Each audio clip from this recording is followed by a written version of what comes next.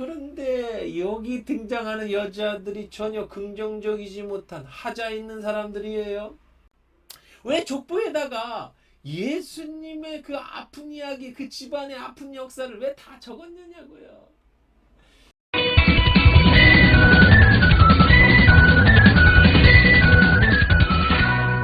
안녕하세요. 성경을 가르쳐주는 성깔 목사 김창문 목사입니다.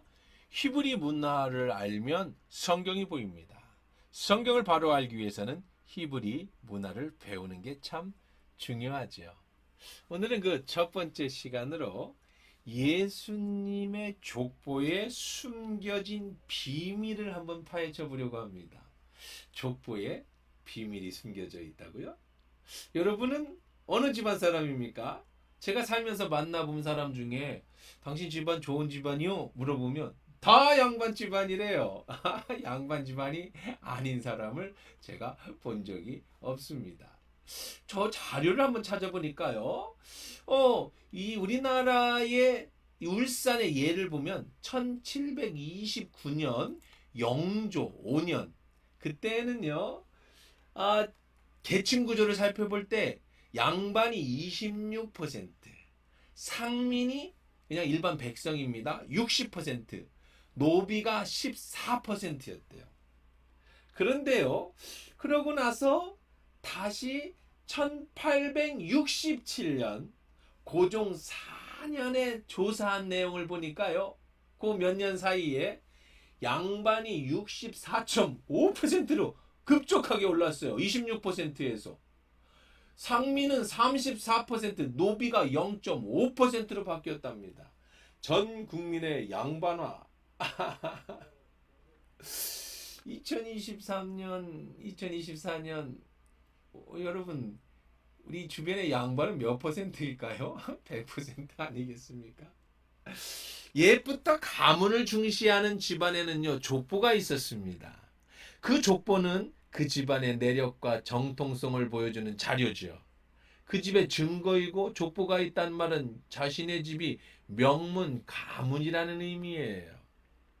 우리나라 족보는 보통 남자의 이름과 벼슬이 적혀 있습니다.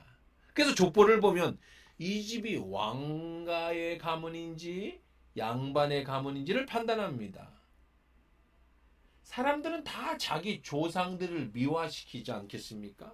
그래서 없는 족보도 만들죠. 족보도 삽니다.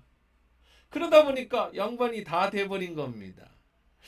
그런데 예수님의 족보에는 이상한 점이 있습니다.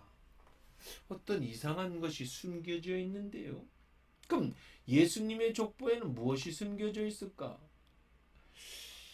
신약 성경인 마태복음에서는요. 우리 예수님의 족보가 처음 나옵니다. 이 족보는 우리가 가진 일반적인 상식을 뒤집어 엎는데요.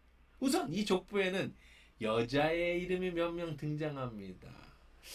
그 당시나 지금이나 여자는 족보에 잘 들지 않죠. 물론 우리나라 족보에는 어느 누구네 집에 여식 누구와 결혼해서 이렇게 자세히 나와 있는 족보도 있습니다만은 대부분 남자들 중심으로 족보를 만들어 갑니다.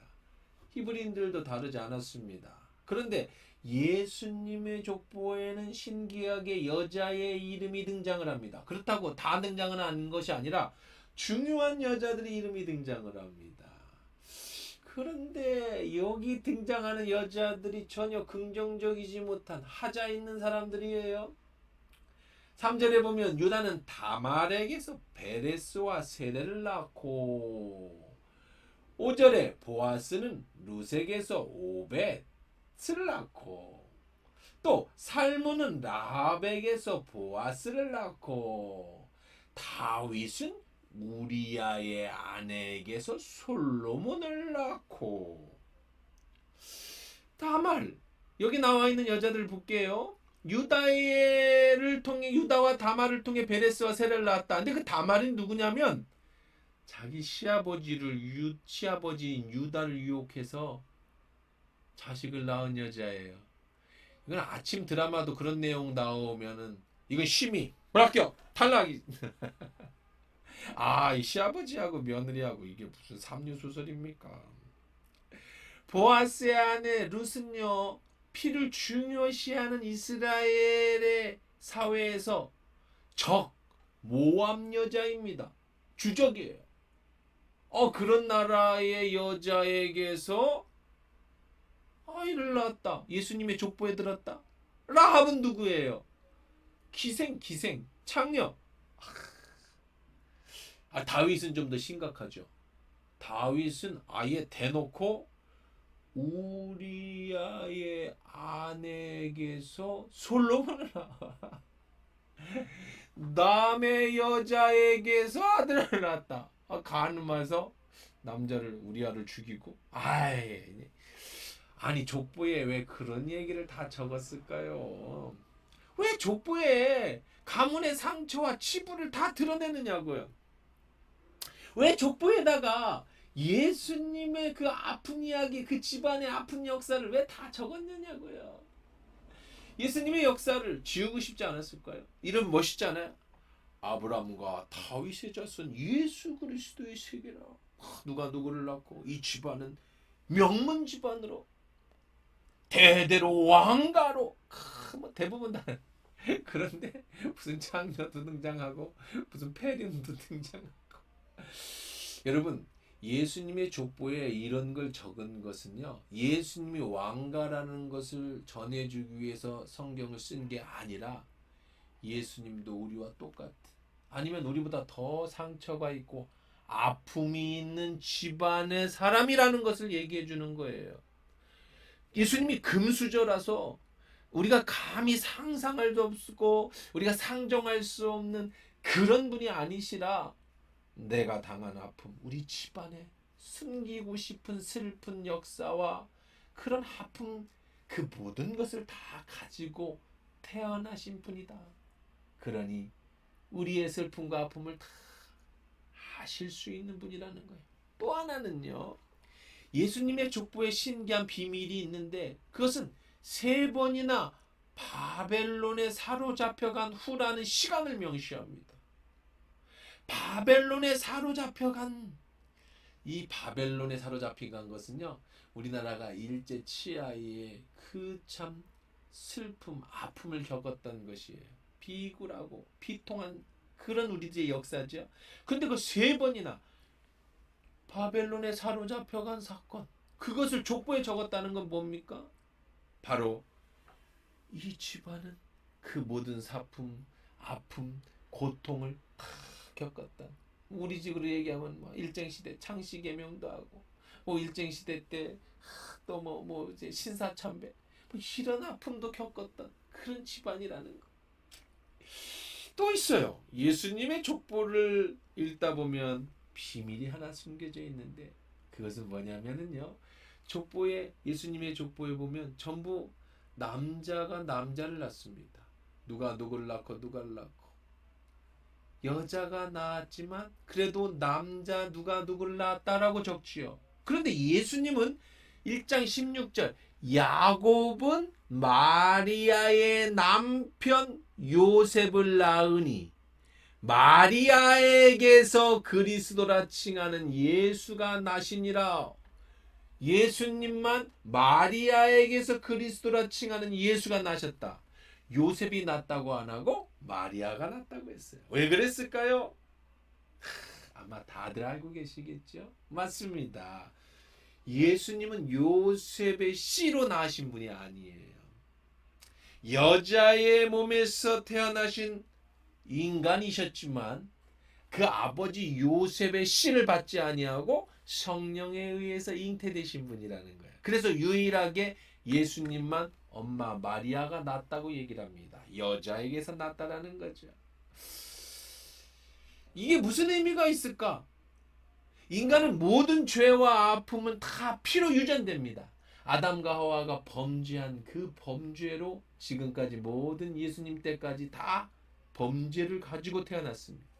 근데 예수님은 그 아버지의 씨를 끊고 그 범죄의 유전을 받지 않고 어머니 마리아를 통해서 인간의 육체를 가지고 나셨다라는 거예요. 피와 살을 가졌지만, 여자의 몸에서 나셨지만 그 아버지 남자가 가지고 있는 DNA의 원죄를 가지고 오지 않으셨다는 겁니다. 이 비밀이 바로 1장 1절입니다. 아브람과 다윗의 자손 예수 그리스도의 계보라. 아브람과 다윗의 자손이지요. 인간의 계보입니다. 하지만 그는 여자에게 났다.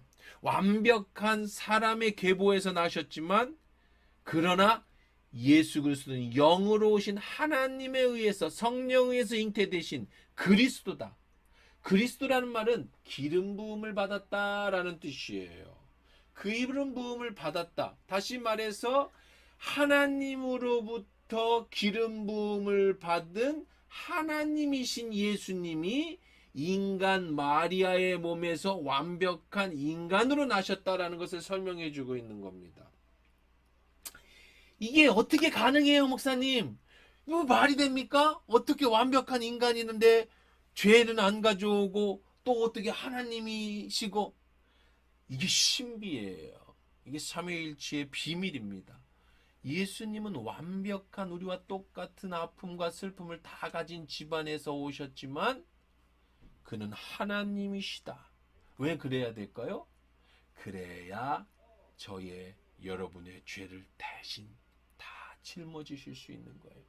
요즘 이단들 자기가 뭐 메시아니 그리스도니 자기 죄나 해결하라고 그래요. 자기 죄도 해결 못하는데 자기 아버지 어머니의 죄의 유전도 해결 못하는데 내 죄를 어떻게 가져가겠습니까? 세상에 어떤 종교도 없습니다.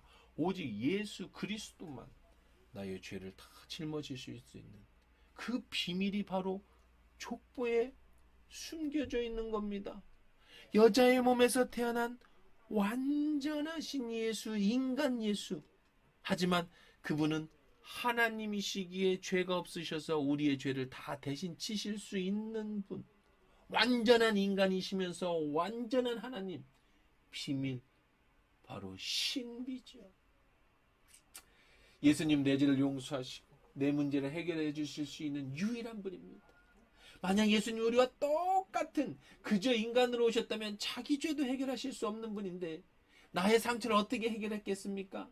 완벽한 인간이시지만 완전한 하나님이 되셔서 나의 모든 죄를 가지고 가신 이 놀라운 신비의 비밀이 바로 족보에 쓰여져 있었다. 여러분, 히브리 문화를 알면 성경이 보입니다. 지금까지 성경을 가르쳐주는 성깔 목사였습니다. 좋아요, 구독 눌러주시면 좋겠네요.